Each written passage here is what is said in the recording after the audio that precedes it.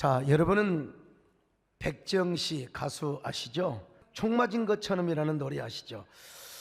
이 노래는 원래도 유명했지만 몇 년 전 우리 대한민국의 예술단이 평양에서 공연을 했잖아요. 그래서도 유명해진 노래입니다. 근데 이 백정씨가 마음에 어떤 상황을 설정을 해놓은데요. 지금까지 사귀어왔던 여자랑 남자랑 앉아 있는 거예요. 그런데 남자가 여자에게 이제 이별을 하자고 말을 하려고 하는 거예요. 이걸 이미 느끼고 있었어요. 그래도 여자가 이 남자가 좋아하는 색깔, 좋아하는 원피스, 좋아하는 립스틱을 바르고 또 손톱 색깔도 남자가 좋아하는 색깔을 바르고 나가는데 내 자신이 너무나 초라하게 느껴지는 거야, 남자 앞에서.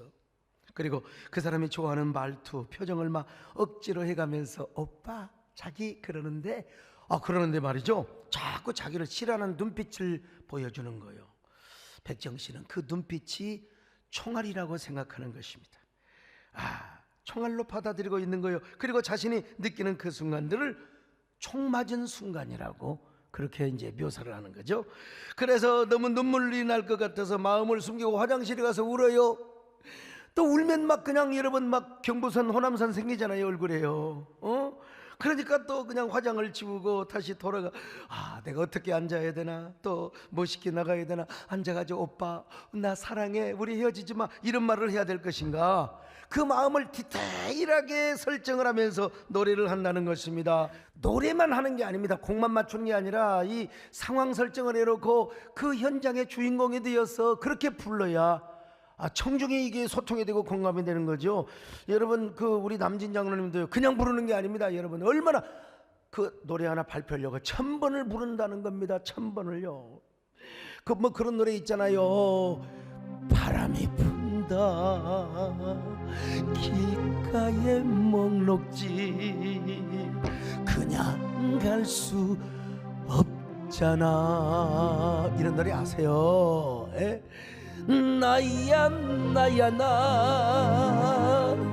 이게 사람이요 막 그냥 내가 자신감이 없고 울감이 있을 때 그래도 간다, 나야 운명아 비껴라, 내가 간다, 이 몸이 납신다, 이게 남자가 부르기 아주 굉장히 좋은 노래인데, 이제 거기에 이제 뭐 목록집에서 너 한 잔 나 한 잔 주거니 받거니 우리는 술을 못 먹으잖아요. 그것만 빼놓고는 아주 좋은 노래예요. 근데 어떻게 부르냐고 했더니요, 내가 그 속에 들어가야 된다는 거예요. 내가 그 속에 들어가서 본인이 그 감정에 젖어서 그 사람의 상황에서 불러야 그러는 거지. 뭐 가수가 노래만 잘한다고 노래만 잘하면 안 돼요. 성악가도 많은 성악가가 있지만 여러분, 이게 진짜 감성을 제대로 표현해서 청중과 소통 공감을 해야지 노래만 잘한다고 되는 게 아니거든요.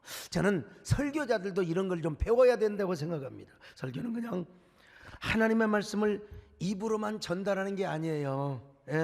본문에 스며들어 있는 하나님의 감정이 설교자의 감정에 입이 되어서 설교자의 인격부터 감동을 받아요. 그 감동을 어떻게 전합니까? 설교자의 인격을 여과해서 청중들에게 전달이 돼야 돼요. 설교는 단순히 하나님 말씀만 전하는 게 아닙니다. 그 말씀이 성령의 퍼포먼스가 되도록 해야 되고, 그 퍼포먼스를 경험하고 거기에 듣는 모든 청중이 삶의 변화를 경험을 해야 되는 거예요. 그렇게 할 때 코로나 때문에 성도들이 다 모일 수는 없어도 온라인을 통해서 각자 지금 가정에서 예배드리는 사람 많잖아요. 거기도 오늘 이 제가 드리는 이 설교를 통해서 성령의 퍼포먼스를 경험해야 돼요. 성령 임재의 퍼포먼스. 그럴 때 드디어 온택트를 넘어서 영택트가 되는 거예요. 영택트. 이렇게 해서 더 결집된 부족 공동체, 이걸 더 쉽게 말한다면 영적 역설적 슈퍼처치를 이루게 되는 것입니다. 아무튼 백정씨는 이런 설정을 해놓고 남자에게 버림을 받고 헤어지자는 통보를 받은 여자의 심정으로 이 노래를 부른다는 겁니다. 헤어져서 총 맞은 게 아니라 무심코 내뱉은 그 한마디가 나에게 총알이 되고 심장을 관통하는 아픔이 되더라, 이 말입니다. 어떤 들은 말을 하지 않아도 무언의 총으로 무언의 존에 눈짓을 하는 것도 여러분요, 아니 왜 동대문에서 종로에서 뺨을 맞고 한강에 와서 눈을 흘기냔 말이요. 이게 다 총이 되는 겁니다. 총 맞은 사람만 총을 맞은 것이 아니라 총 맞은 사람이 또 다른 사람에게 또 총을 쏘는 시대요. 그래서 서로가 다 가슴이 아픈 시대입니다. 가슴이 아픈 시대. 참으로 현대인 모두가 가슴을 아픈 시대를 살아가고 있어요. 여러분 요즘은 유튜브 공화국, 유튜브에 남 칭찬하고 남 좋은 소리 하는 유튜브 별로 없잖아요. 전부 다 정부를 비롯해서 정치인을 비롯해서 상대 내 생각이 다른 사람 막 그냥 지저대는 곳이 거의 대부분 다 공격 성향의 유튜브. 여러분도 누군가에게 총 맞아본 적이 없습니까? 뭐 유튜브가 아니더라도요, 총 맞은 것처럼 가슴이 너무나 아파. 가슴이 너무 아파. 어느 학자이며 MIT 교수인 노암 촘스키가 있어요. 이분이 그는 지식인의 책무가 뭐냐? 정부의 거짓말을 까발려야 된다는 거예요. 정부가 거짓말하는 거, 정권을 위해서 막 그냥 거짓말하는 거, 이거 까발려야 되는 게 지식인의 책무라는 것입니다. 또 지식인들의 거짓말요, 지식인들이 또 거짓말을 잘해요. 오히려 배운 사람들이 가짜 지식인들의 작태를 비판하는 것이 참된 지식인의 책무라고 그렇게 주장하고 있습니다. 특별히 그는 보수주의 가치와 비전을 교묘하게 사용하여 보수주의의 장사를 하는 이 가짜 우파적 인물들, 이런 사람을 비방해야 된대요. 또 좌파인 척하면서 좌파적 이념을 가지고 권력 집단의 일부가 되려고 하는 이 가짜 좌파 인물들을 이게 까불려야 된다고, 공격해야 된다고. 이 모든 것이 바로 지식인의 책무라는 겁니다. 알고 있으면서 다물면은 이건 책무가 아니라는 거예요. 그런 그가 현대인에게 권고합니다. 그 어떤 경우도 악성 루머에 시달리지 말라는 겁니다. 누구나 인생을 살면서 황당무계한 악성 루머에 공격을 받을 수가 있다는 거예요. 그러나 결코 고민하지 말라는 겁니다. 그 가짜 루머는 다 순식간에 바람과 함께 사라진다는 것입니다. 거짓임이 판명이 되게 된다는 거예요. 악성 루머가 파괴적인 것은 5%나 10%의 그 어느 정도의 근거를 가지고 그걸 바탕으로 해서 90%의 거짓말을 만들어낸다는 겁니다. 과장으로 해석을 해가지고 막 그럴듯한, 나도 옛날에 그런 유튜브 봤다니까. 근데 나중에 보니까 아니더라고. 보니까요, 진짜 믿었어요. 요즘도 보면요, 우리나라 사람이 어떻게 미국에 이렇게 관심을 가지고 뭐 트럼프가 어쩐다 저쩐다 막 너무나 막 신앙적으로 맹신을 하는 걸 보면 참 내가, 참 저 사람들 멘탈이 너무, 우리 아들도 거의 그렇게 가깝습니다. 그래서 아들아 정신 차리라. 우리는 하나님만 믿어야 된다. 하나님이 알아서 한단다. 그 뭐 어떻게 하나님만 믿어라. 우리 하나님을 믿어야 되는 거지. 하나님이 알아서 하신단다. 제가 뭐 그런 얘기를 합니다만은 어쨌든 간에요, 이 문제는 뭐냐면 이게 전부 이 악성 루머가 퍼질 때 나중에는 이게 전부 다 거짓이 판명이 되는데 그 순간은 모른다는 거예요. 그 순간은 이게 진짜인지 가짜인지 구별이 불가능하다는 겁니다. 왜냐, 이게 사탄의 연막정술에 의해서 쓰여지는 악성 루머이기 때문에 그렇다는 겁니다. 이 사탄이가 사람들의 마음에 독선적 편견과 또 신념을 가지고 막 그냥 거짓말을 해가지고 막 댓글을 통해서 아니면 유튜버를 통해서 아니면 또 다른 가짜 뉴스를 통해서 막 사람들에게 상처를 주게 한다는, 이게 다 뭐냐? 이 사람에 의하면은 바로, 이 사람에 의하면 바로 이게 바로 가짜 총질이고 이게 다 가짜 악성 루머라는 겁니다. 옛말에도 이런 말이 있지 않습니까? 소인은 모여서 남의 말을 하고 보통 사람은 모여서 성공을 하고, 성공을 이야기한다는 겁니다. 그리고 대인이 모이면 의를 논한다. 여러분, 나 이게 그렇게 위로가 되더라고요. 나는 요 옛말에 의하면은 나는 남의 말 이러쿵저러쿵 안 해요. 또 뭐 성공에 대한 이야기도 이미 다 안 해요. 나는 의를 이야기하고 공의를 이야기하고 공익을 이야기하고 우리 한국교회 세움을 이야기하는 사람이요. 난 그래도 대인에 속하는구나. 내가 위로를 받았습니다. 여러분 저도 한동안요, 악플리들에게 공격을 받아요. 뭐 일하다 보면 그런 일이 있을 수 있죠. 근데 저는 다행히 신학교 다닐 때부터 뭐 워낙 핍박과 오해를 많이 받아가지고 내공이 강해져서 맷집이 강해요. 근데 저도 약점은 있습니다. 결벽증이 있어가지고 내가 윤리적으로, 내가 도덕적으로 흠집이 있어요. 이걸 가지고 공격을 받으면 진짜 저는 아주 굉장히 힘들 거예요. 아주 견디기가 힘들 거예요. 근데 하나님의 영광을 바라보고 한국의 공익을 위하여 일하는데 내가 주님을 기쁘시게 한다는데 아직까 상관없어. 그거는 아무리 천만인이 붙어서 저를 공격한다 할지라도 저는 끄떡없어요. 제가 지난번 기자회견 때 어제도 그런 얘기를 누가 와서 해주더라고요. 여러분, 난 공개 사과한 적이 없어요. 근데 그 언론은 자꾸 프레임을 만들어서 자꾸 막 그렇게 여러분 쓰잖아요. 그걸 믿고, 그러니까 거기에 언론의 프레임에 이게 해가지고 서로가 내부 총질을 하는 것은 비극이죠. 비극이죠.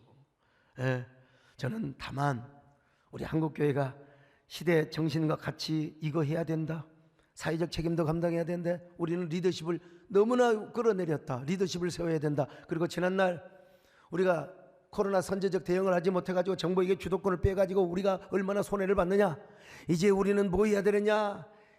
정말 미래교회, 코로나 이전의 교회보다 더 영광스러운 미래교회를 세워나가야 된다. 여러분, 타산지석을 삼아서 우리가 자성하며 미래교회를 세워야 된다. 당연히 여러분, 한국교회 지도자가 되려고 하는 사람은 이런 얘기를 해야 돼요. 누가 하겠습니까? 저 같은 사람이라도 해야죠. 근데 아직도 이런 얘기에 뭐가 씌어가지고 자꾸 이렇게 비난하는 사람이 있다고 하는데, 사실을 좀 확인해야 됩니다. 이 참새방 너무 주인공이 되면 안 됩니다. 참새강에 가까이 해서도 안 되고요. 신앙생활하면서 참새방에 기웃거리면 절대 안 됩니다. 막 누구 불평하는 사람들 속에 들어가고 뭐 어디 단톡방에 들어가지고 막 남의 흉보는 거 막 그냥 즐겨가지고, 여러분 이게 우리 마음, 우리의 내면의 자아상이 무너져요. 여러분 무너지는 거요. 자기 자존심이 무너지는 거요. 보지 말아요. 근데 또 우리 교회 성도들은 막 내가 댓글 달기 위해서 들어간다. 그럴 필요 없어요. 괜찮아요. 그냥 까마귀 싸우는 거래 백로가 그냥 가지 말고 기도하세요. 우리 교회 뭐 내가 누구라고 말할 수는 없지만 요 근방에 앉아있는 어느 장로님 말이요. 예? 열받아가지고 가서 그냥 댓글을 달았다는 거예요. 뭐라고 댓글 달았냐. 선생님 하루에 얼마나 기도하세요? 성경을 얼마나 보시고 얼마나 전도를 하십니까? 우리 서목사님만큼 한국교회를 염려하고 헌신하고 희생해 본 적이 있습니까? 내가 그랬다고 그래서 장로님 고맙기는 하는데, 장로님 보지도 말고 댓글 달지도 마세요. 그냥 그분들을 위해서 기도하세요. 여러분 신앙생활하면서 여러분요 같이 하면 또 소인배 될 수 있어요. 악성 루머 일으키는 참새방의 주인공이 되면 절대로 안 됩니다. 언제나 사랑하며 축복하며 격려하며 살아야 됩니다. 언제나 나보다 못한 사람을 손잡아주고 나를 비방하는 사람까지도 축복할 수 있는 그런 신앙의 아량을 가져야 되지 않겠습니까? 여러분 언제나 나에게 총을 쏘는 사람에게 여러분도 꼭 총질하고 싶으면 이런 총질하세요. 사랑의 총질을 하세요. 용서의 총질을 하세요. 칭찬의 총질을 하세요.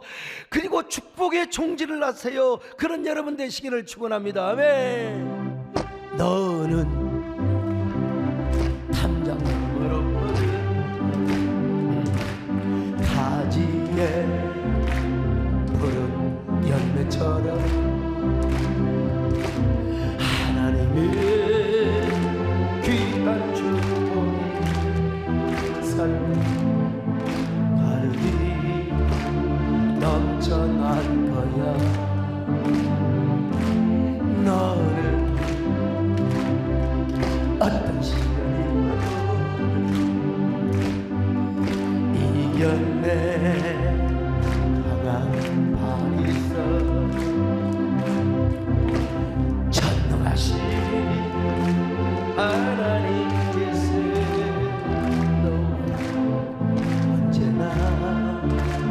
함께 하시니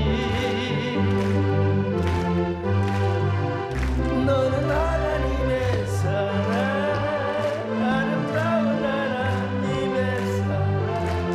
나는 너희의 기도, 내 길을 축복하니 하나님은 하나님의 열매, 주의 품에 꽃피운 나무가 되어줘. 이런 노래 부를 때는 여러분 좀 웃으며 불러야 돼요. 나무가 되어줘, 나무가 되어줘. 그러면 자기는 은혜가 될지는 몰라도 영상에는 별로 덕이 안 돼요.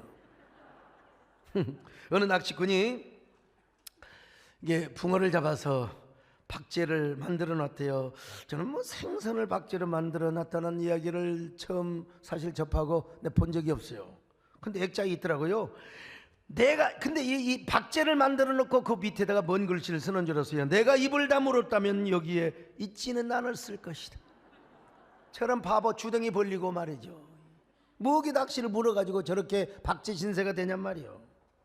물고기건 사람이건 간에 사실 생각해 보면요, 저 농어 말치고는 참 대단한 명언입니다.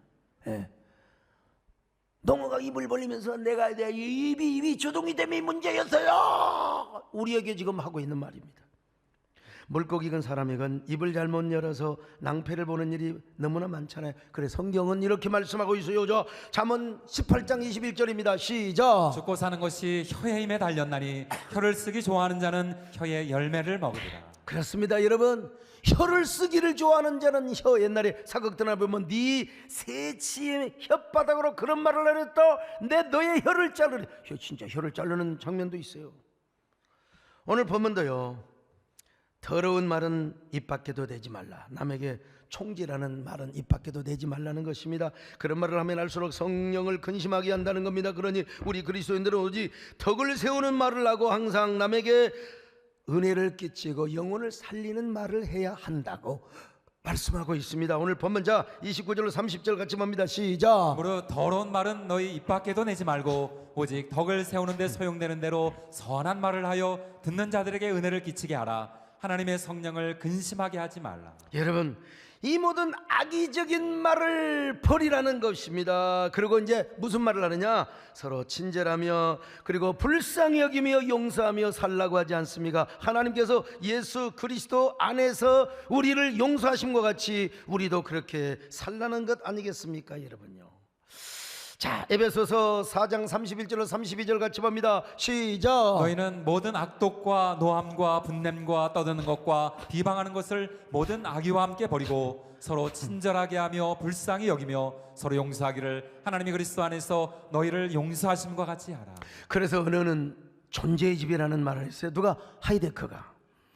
그러니까 언어는 생각의 집이고 사상의 집이고 정신의 집이요, 이걸 통틀어서 존재의 집이라고 말하는 것입니다. 그래서 우리 안에 부정적 언어가 꽈리를 들고 있으면 우리 안에 부정적인 집을 질 수밖에 없어요. 부정적인 자아 형성이 이루어질 수밖에 없는 거예요.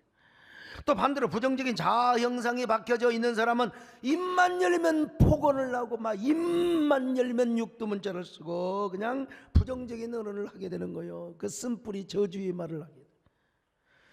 그 말을 상대방에게 할 때 저도 화가 나면 막 그냥, 저도 여러분 제 성깔이 조금은 있는 거 아시죠? 근데 상대를 향해서 그러면 안 돼요. 막 그냥 남 안 들을 때 그냥 난로를 향하여 그냥, 그렇다고 여러분 집에서 키우는 난이나 국화꽃을 향하여 또 하면 안 됩니다. 그냥 그래서 안 하는 게 제일 좋아요. 안 하는 게 제일 좋아. 근데 여러분, 그 폭언을 하면 그 폭언을 예를 들어서 들었어. 핸드폰 조심하세요. 어떤 사람은요 저한테 아이고 청 회장님 해놓고 핸드폰이 덜 꺼졌어. 아이 소강사 그 새끼 참 잘 나가긴 해요. 이게 들렸어. 그래서 그래요, 내가 봤다. 내 새끼 잘 나간다 이 새끼야. 핸드폰 조심 잘해야 됩니다, 여러분요. 어쨌든 여러분 따지고 보면, 근데 사실은 또 엄밀하게 생각해 보면요, 남에게 총질하는 사람도 총질을 하고 싶어서 하는 것이 아니에요. 사실은 그 사람도 원래 그런 사람 아니었어요. 나도 총질을 당해보다 보니까 나도 모르게 남에게 총질을 하는 거예요. 누군가에게 너무나 많은 것을 얻어맞았거든요. 총질을 당했거든요. 그래서 그 사람 역시 살기 위해서 억압된 투사로 인하여 어쩔 수 없이 남에게 부정적인 언어와 공격적인 언어로 총질을 하는 거예요. 나도 모르게 하는 거예요. 나도 모르게. 내 안에서 독은 그냥 나오는 게 아닙니다. 누군가에 얻어맞고 그것이 독이 되어 남에게 총질을 하는 것입니다. 그러면 총 맞은 사람이 가만히 있겠습니까? 맞으면 또 총을 맞았으니까 내가 가만히 있어 어디 가서 분풀이를 해야 돼요. 누군가를 향하여 또 총질을 해야 되는 겁니다. 여러분, 이게 뭐요? 남에게 총질하는 것으로 억압된 분노가 총질로 투사가 되는 거예요. 종로에서 밥 맞고 한강에 가서 눈을 째려 본다든지, 왜 여러분 서울에서 밤을 맞고 송도에 가서 주먹질을 하냔 말이야. 다 그러는 겁니다. 여러분, 내가 총질을 맞았으니까 그래서 서로 총질하면 서로가 괴롭고 힘든 사이가 됩니다. 저는요, 저희 교회에 우리 김용선 장로님 계시는데 참 훌륭하고 성품이 참 존경할 정도로 아주 온유하신 분입니다. 김용선 장로님은 어린 시절에 소아마비를 앓았어요. 소아마비.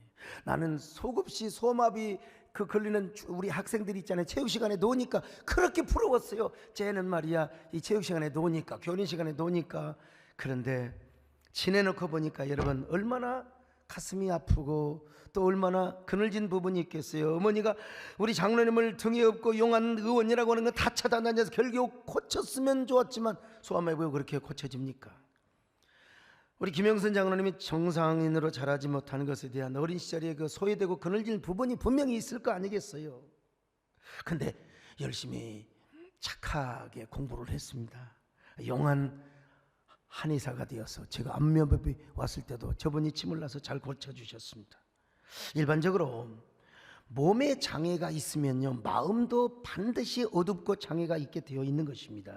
그러면 억압된 분노와 공격성이 막 더 많이 투사될 가능성이 있어요.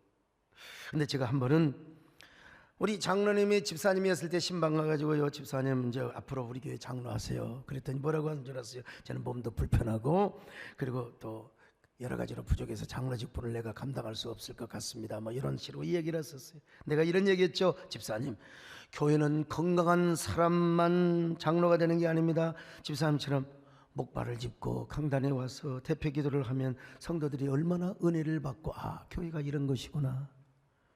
그래서 지금은 이제 장로님이 되셔서 의료봉사 쭉 해왔고 또 그 마음에 소외되고 상처받은 부분들을 그 가난하고 또 뭡니까 병든 사람에게 인수를 베풀어 주어서 사람들을 치유하고 살리는 일을 하고 있는 거예요. 여러분 참 제가 어떤 의미에서 우리 장로님 감사해야 되는 거예요. 막 다리가 성성해가지고 맨날 놀러 다니고 막 그냥 그 맨날 개구장이로 살았다면 지금 아마 고향이 고창이니까 거기서 뭐 하느냐, 복분자 농사를 하면서 그 마을에 이장을 하고 있을지도 몰라요.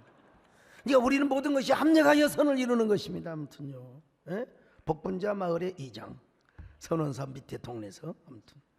네요. 그래서 우리 메디컬 처치도 함께 봉사하고요. 근데 중요한 건 뭐냐? 뭔 얘기를 하고 있냐?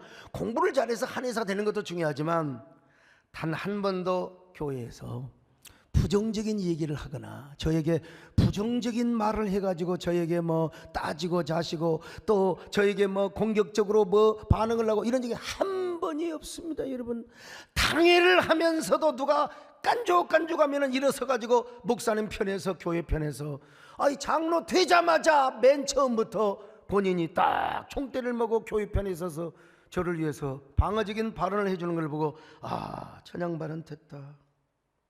장로님도 어린 시절에 총질을 많이 당했겠죠.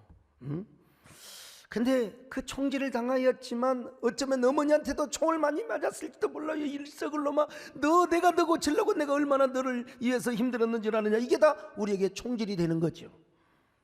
근데 오히려 총 맞은 것이 나에게 끝나고 그 총 맞은 것을 다른 환자들, 어려운 환자들에게 인술로 베풀고 의술을 베푸는 사람이 된 거예요. 사람이 이렇게 살아야 됩니다. 물론 우리 김기숙 집사님이 옆에서 천사처럼 도와줘서 그런지는 모르지만 글쎄요, 우리 마누라를 보면 그러지 않은 것도 같고 근데요, 어쨌든 어떻게 결혼했냐고, 옛날에는 우리가 이제 부부 학교도 했거든요. 근데 우리 김기숙 집사님이 그 대학교 서클에서 같은 대학교에서 만났는데 목발을 짚고 불편하게 걸어가는 그 모습이 그렇게 아름답게 보이더래. 그렇게 사랑스럽게 보이더라는 거요. 그래가지고 다가가서 당장 고백했대요. 그대 없이는 못 살아 나 혼자서는. 가족들이 반대하는 거요. 그래 우리 김영선 장로님이 너는 건강하고 나는 장애인끼리 같이 결혼할 거야. 그런데도 아니요, 당신에게는 내가 필요하다고, 이성성하고 뚱뚱하고 힘있는 여자가 필요하다고 말이야. 참 이게 얼마나 아름다운 얘기예요. 그래서 우리 김기석 집사님이 먼저 교회를 오고 우리 장로님이 따라와서 지금 세대교회 장로가 된 겁니다. 얼마나 아름다운 이야기입니까 여러분요. 할렐루야. 나는 또 이런 얘기를 하면 우리 집사람이 생각이 안 날 수가 없어요. 집사람은 또 내가 아니라고, 나는 당신이 필요하다고 따라다녀도 막 온갖 육두문자를. 진짜 이거 정말 거짓말 아닙니다. 내가 욕을 우리 집사람한테 배운 거예요. 오늘 또 우리 홍 목사님 오셨구나. 어쨌든 간에 막 그냥 집사람이 막 그냥 밟고 비벼도, 나를 비벼도 좋아요. 이게 물망초가 거기서 나오는 겁니다 지금. 저도 집사람한테 워낙 총 맞은 게 있어가지고 아직도 이게 총알 빼내니라고 지금요 박힌 게 있어가지고. 오늘 여러분, 우리 그리스도인이 이런 삶을 살아면 세상에 총을 안 맞아본 사람이 어디가 있어요? 총질을 안 당해본 사람이 어디가 있느냐고. 그러나 내가 총을 맞았으니 남에게 총질하면 안 됩니다. 총질은 나 자신에게로 끝나야 돼요. 이런 아름다운 마음이 있을 때 우리가 아름다운 성도가 되고 복된 성도가 되는 것입니다. 그리고 복된 교회가 될 수 있어요. 이런 교회를 이룰 수 있기를 축원합니다. 저는 우리 교회 성도들이요, 이런 성도가 되었으면 좋겠습니다. 이런 교회를 이루었으면 좋겠습니다. 우리 한국 교회가 다 이런 교회가 되었으면 좋겠어요. 서로 총질하지 말기. 총질을 하려면 사랑의 총질을 하기, 축복의 총질을 하기. 우리 모두 이런 교회 되시기를 축원합니다. 만세반석 도전을 잡고 보혈샘물 이기는 곳에 그리스도 절실한 서로가 사랑하며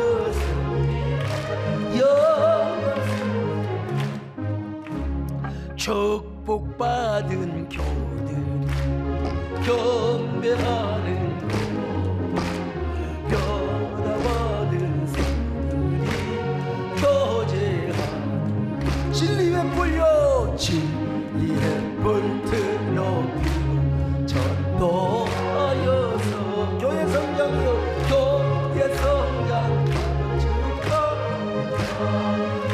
자, 그러면 우리가 어떻게 총질을 멈추고 어떻게 사랑하는 사람들을 위하여 원수들까지 축복하며, 아니 사랑의 총질, 용서의 총질, 복된 총질할 수 있을 것인가? 두 가지요. 오늘 사도 바울은 두 가지로 이야기하고 있는데, 첫째로 말그릇을 키워야 돼. 말그릇. 자, 에베소서 4장 29절 같이 봅니다. 시작. 무릇 더러운 말은 너희 입 밖에도 내지 말고 오직 덕을 세우는 데 소용되는 대로 선한 말을 하여 듣는 자들에게 은혜를 끼치게 하라. 자, 여러분, 사도 바울은요 말그릇을 키우려면 세 가지를 갖춰야 된다는 겁니다. 첫째는 뭐냐? 더러운 말을 입 밖에도 내지 마라. 더러운 말. 여기 더러운 말이란 말은 부패하고 썩고 냄새나는 의미입니다. 여러분, 고기가 썩었을 때 냄새 얼마나, 고기가 맛있어, 생선도 맛있는데 이게 썩으면 고약해. 저기 어디 노량진에 있는 이 수산시장 그림 가보세요. 생선 비린내뿐만 아니라 썩은 그 조개 냄새, 자갈치 시장에 가보세요. 막 썩은 그 비린 냄새 이런 거 있잖아요. 네. 냄새가 독합니다. 냄새가 독해요. 심지어는 생선 썩을 뿐만 아니라 이게 뭐더라? 과일이 썩은 냄새도요. 고독. 사과가 맛있지요. 사과가 맛있는데 사과가 썩어보세요. 아이 냄새 독합니다. 그런 것처럼 우리 속에서 이 더러운 말, 부패한 말, 썩은 말을 하지 말라는 겁니다. 입 밖에도 내지 마라. 두 번째, 덕을 세우기 위해서 선한 말을 하라는 겁니다. 덕이 되는 말을 해야 돼요. 내가 이 말을 하면서 이게 덕이 될까 말까 생각을 해봐야지. 저도요, 저라고 내가 목회자가 아니면 나도 하고 싶은 말 다 할 거예요. 그냥 어쩔 때는 막 입이 근질근질해가지고 나 일을 하고 싶은데 그냥 담은 거예요. 지금까지 성공했습니다. 나 우리 집사람한테도 안 합니다. 여러분, 아무리 자신 있고 살아온 집사람한테도 할 말 있고 안 할 말 있지 안 해요. 근데 어쩔 때는 막 하고 싶어요. 입이 근질근질해가지고. 이럴 때 생각해 보는 거예요. 이 말을 해서 그 사람에게 덕이 될까 말까, 우리 교회에 덕이 될까 말까. 안 해요. 안 해야 됩니다. 세 번째는 뭐냐? 듣는 자들에게 항상 은혜를 끼치는 말을 해야 된다는 거. 은혜를 끼치는 말.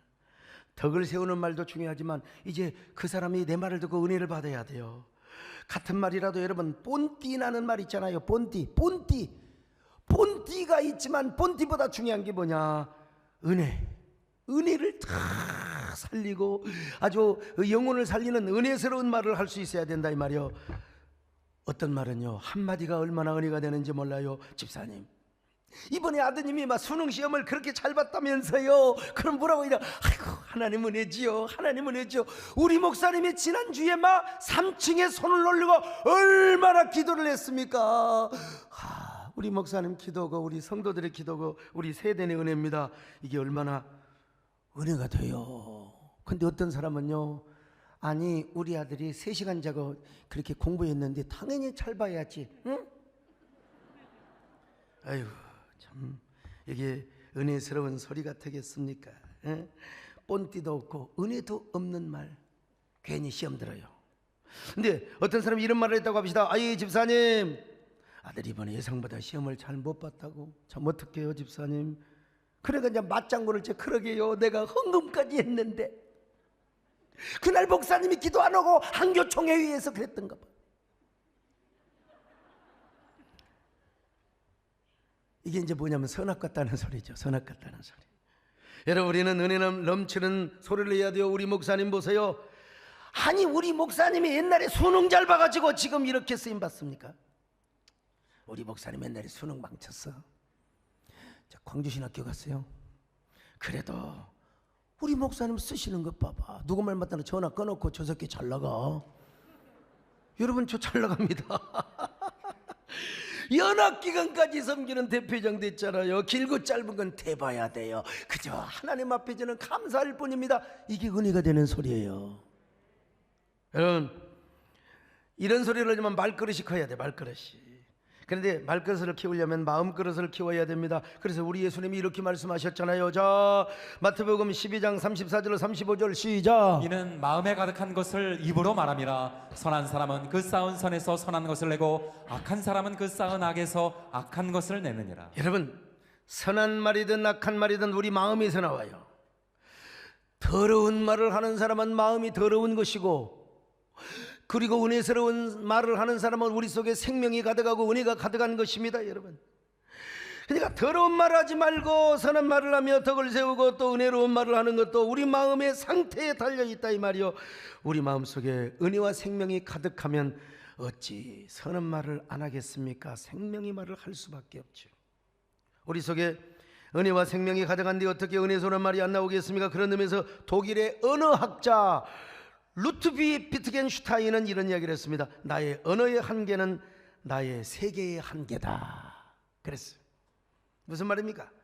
내가 말하고 있는 그 언어 자체가 그 사람이라는 거예요. 그 사람. 마음이 생각에서 나오는 거 아니겠습니까? 그러니까 예컨대 내가 누군가를 지금 축복하고 있어. 그러면 내가 내 마음 상태가 그만큼 좋다는 거죠. 은혜와 생명이 가득하다는 거죠. 맨날 누군가를 험담해. 험담을 안 하고는 못 살아. 그냥 내가 못 살아. 누군가를 비방해야 돼. 이건 내 마음이 지금 어두워 있다는 거예요. 부정적인 자아 영상. 나에게 유튜브 하시는 분들 오늘 이런 설교 좀 들어봤으면 좋겠어요. 내 마음이 어두우면 어쩔 수 없이 어두운 소리를 해야 되고, 내 마음이 밝으면 그냥 너무 이 확증 편향성 선택적 지각에 잡혀가고 내가 생각하는 것만이 옳아 그래갖고 계속해서 그런 얘기를 하는 사람, 이게 멘탈의 문제가 있다니까요. 여러분, 그런 의미에서 여러분들은 험담 많이 하는 사람 옆에 가지 마세요. 부정적인 말하는 사람 옆에 가지 마세요. 그죠? 그냥 들을 때는 좋은 것 같지만 이게 유튜브를 통해서도요, 부정적 파장이 내 마음에 딱 침투를 하게 되어 있어요. 그러면 내 안에 은혜가 있고 내 안에 생명이 가득하고 감사가 가득했는데 이상하게 나도 막 짜증을 내야 되고 원망을 내야 돼요. 옛날에 이런 노래가 있지 않습니까? 여러분, 짜증을 내어서 무엇하나 원망을 내어서 무엇하나 니나노. 짜증하지 말라 이거요. 일일이야 니나노. 요즘 제가 목이 안 좋습니다. 여러분, 우리가 말그릇을 키워야 됩니다. 그 말그릇에 하나님의 은혜가 부어지고 성령의 능력이 부어지게 되면, 그럴 때 여러분들은요, 언제나 덕이 되는 말을 하게 되고, 선한 말을 하게 되고, 아름다운 말을 하게 되고, 생명의 말을 하게 되고, 은혜의 말을 하게 되는 것입니다. 여러분 모두 다 축복의 말을 하시기를 바랍니다. 아멘. 사랑해요, 축복해요, 당신의 마음에 우리의 두 번째는 말의 온도를 높여야 돼요. 말의 온도. 말그릇을 크게 하여도 좋지만 그러나 그 말에는 정감이 있어야 돼요. 따뜻한 온도가 있어야 돼요. 그래서 이기주 씨가 쓴 언어의 온도라는 책이 있는데요, 거기 보면 이런 얘기가 나와요. 자기 어머니가 병원에 입원했는데 의사 선생님이, 주치 의사가요, 안목이 환자님, 정금성 환자님, 이렇게 소강성 환자님 안 부르는 거요. 원사님, 여사님, 선생님 이렇게 불러. 그래서 물어봤어요. 다른 병원에 다 환자라고 하는데 왜 선생님은 이렇게 부르십니까? 대답하시기를, 환자는 아플 환자를 쓰기 때문에 환자님, 환자님 하면 더 아플 수 있다는 거예요. 그래서 환자님이라고 안 쓰고 원사님, 여사님 이렇게 하면서 아주 아름다운 따뜻한 언어의 온도를 쓰더라는 것입니다. 야, 이게 병원에서 의사 선생님 그렇다면 우리 예수 믿는 사람은 더 그래야 될 것 아니겠습니까? 언어가 따뜻해야 돼요. 그런데 예수 믿는 사람들이 언어의 온도, 말그릇의 온도를 높이기 위해서는 바울은 두 가지를 권면하고 있네요. 자, 우리가 언어의 온도, 말그릇을 높이기 위해서는 두 가지를, 먼저 모든 악독과 노함과 분냄과 떠드는 것과 비방하는 것과 모든 악의와 함께 모든 것을 버려버려. 자, 에베소서 4장 31절입니다. 시작. 너희는 모든 악독과 노함과 분냄과 떠드는 것과 비방하는 것을 모든 악의와 함께 버리고. 우리 안에는 악독, 너 봐라, 너 이 새끼 말이야, 분냄과 떠드는 것과 비방하는 것을 모든 악의와 함께 버리래. 버려. 사랑은 모두 버리는 거 버려버려야 돼요. 그러고 나서 마침내 이제 말그릇의 온도를 높이는 거예요. 언어의 온도요. 에베소 4장 32절 같이 보실까요? 시작. 서로 친절하게 하며 불쌍히 여기며 서로 용서하기를 하나님이 그리스도 안에서 너희를 용서하심과 같이 하라. 자, 그렇습니다. 부정적인 언어를 버린 후에 이제 불쌍히 여기는 온도의 언어를 하는 거예요. 친절의 언어, 긍휼히 여기는 언어, 용서하는 언어, 사랑하는 언어, 화목하는 언어, 축복하는 언어. 이게 뭐요? 따뜻한 말이에요. 언어의 온도를 높이는 말입니다. 여러분, 우리 그리스도인이 이런 말을 해야 됩니다. 남이 나를 비방해도 나는 당신을 사랑합니다.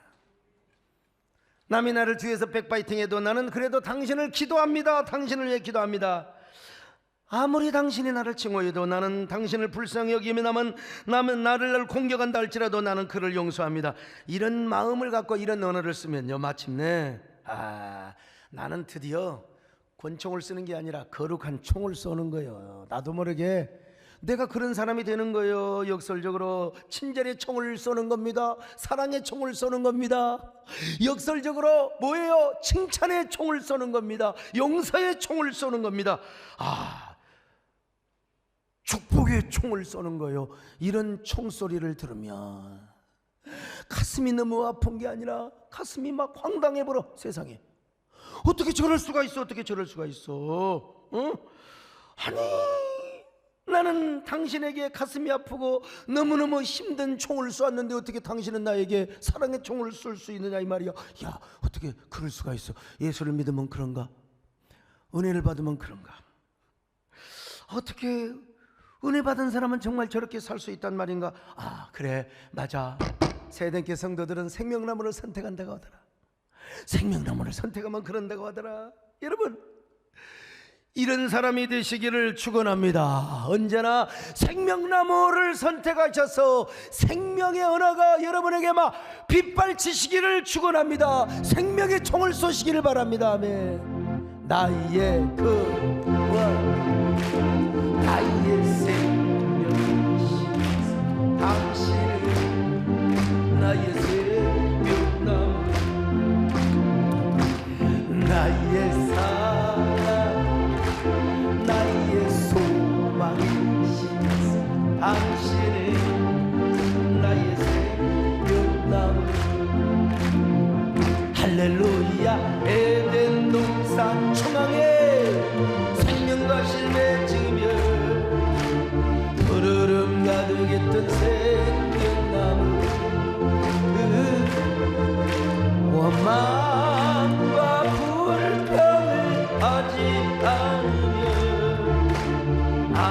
내가 순정으로 생명나무 붙잡고 일을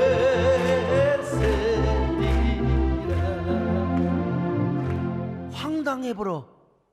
그래갖고 자기도 모르게 막 오 원더풀 원더풀 뷰티풀 오 마이 갓.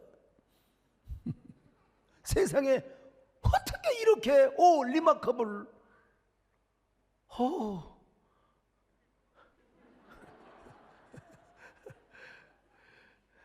That's right. 진짜 너무너무 감사한 거예요. 원더풀 리마커블을 막 외치는 겁니다. 아 여러분, 그러니까 어차피 우리가 이 세상은 총질의 세상이요, 그러나 여러분은 사랑의 총질을 하세요. 그냥 용서의 총질을 하세요. 그냥 긍휼의 총질을 하세요. 축복의 총질, 칭찬의 총질, 격려의 총질, 화해의 총질. 아 이런 총 맞은 사람이 여러분 가슴이 아픈 게 아니라 가슴이 황홀해버려. 그냥 가슴이 막 임팩트를 일을 이루어가지고 막 임팩트 막 거룩한 충격을 받아. 아 나도 저런 삶을 살아야 되겠구나. 나도 세된 교인들을 본받아야 되겠구나. 그러면 어떻게 합니까? 그 사람도 언젠가는 뭐예요? 사랑의 총질을 해요. 그 사람도 언젠가는 축복의 총질을 해요. 그러니까 뭐예요? 아름다운 변증법적 뭐라고 할까요? 선순환이 이루어지는 거예요. 선순환, 순기능의 사이가 이루어지게 되는 거예요. 자, 그러니까 서로가 총 맞은 것처럼 사랑하는 것이죠. 이게 우리 교회는 이제 이런 노래가 나와야 됩니다. 여러분 가사를 바꿔서 미안하지만 아무튼 총 맞은 것처럼 가슴이 너무 황홀해. 정신이 없어서 웃음만 나와서 방긋 웃었어. 활짝 웃었어. 총 맞은 것처럼. 아 이게 원래 나오는데 지금 오늘 목이 그냥 아무튼 가래 그렇습니다. 요 몇 주 동안 너무 썼더니 그냥 타라져 가지고 이게 다시 또 튜닝을 좀 해야 될 것 같아요. 며칠 쉬어야 되는데 저는 우리 세den교회뿐만 아니라 우리 한국교회가 다, 아니 우리 대한민국 사회가 앵그리 코리아가 되어서 되겠습니까? 앵그리 처치가 되어서 되겠습니까? 앵그리 그리스도인이 되어서 되겠습니까? 앵그리 소사이어티가 되어서 되겠습니까? 여러분 아니죠. 사랑하며 섬기는 교회, 사랑하며 섬기는 우리 대한민국. 아하, 대한민국. 누구를 지목해서 오늘부터 총을 쏘세요. 어쩌면 이렇게 검정 마스크를 쓰니까 장례식 사장님처럼 생기셨습니다. 뭐 이렇게 좀 칭찬을 하시는 거예요. 아니요, 사장님이 아니요, 회장님이요, 회장님. 여러분 말이 여러분을 행복하게 하고 상대방을 행복하게 하는 거예요. 우리 모두 이런 행복에 총 맞은 사람으로 살아갑시다. 그런 교회를 이룹시다. 그런 한국교회, 그런 우리 대한민국 사회를 우리 모두가 한 줌의 누룩이 되고 겨자씨가 되었어. 그렇게 하시기를 주의 이름으로 축원합니다. 아름다운 마음들이 모여서 주의 은혜 나누며 예수님을 더 사랑해야지. 우리 서로 자, 더 흔들어 대세요. 아멘. 하나님이 가르쳐준 남자지 내 이웃을 내가 미움 다툼 시리즈 두 번 우리 서로 사랑. 우리 김대현 목사님 감사합니다. 우리 아름다운 마음을 가집시다. 할렐루야. 아멘. 하나님 아버지 고맙습니다. 우리 모두 이런 아름다운 마음들이 되게 하여 주옵소서. 아름다운 말을 하게 하여 주옵소서. 한쪽에서는 총질해서 서로 상처받을지 모르지만 우리는 사랑의 총질을 하여 오히려 황홀하고 또 감동받고 우리 모두 하나님 앞에 정말 기쁨으로 찬양하며 서로가 서로를 치유하는 복된 사회, 복된 교회를 이루게 하여 주시옵소서. 예수님의 이름으로 기도 올리옵나이다. 아멘.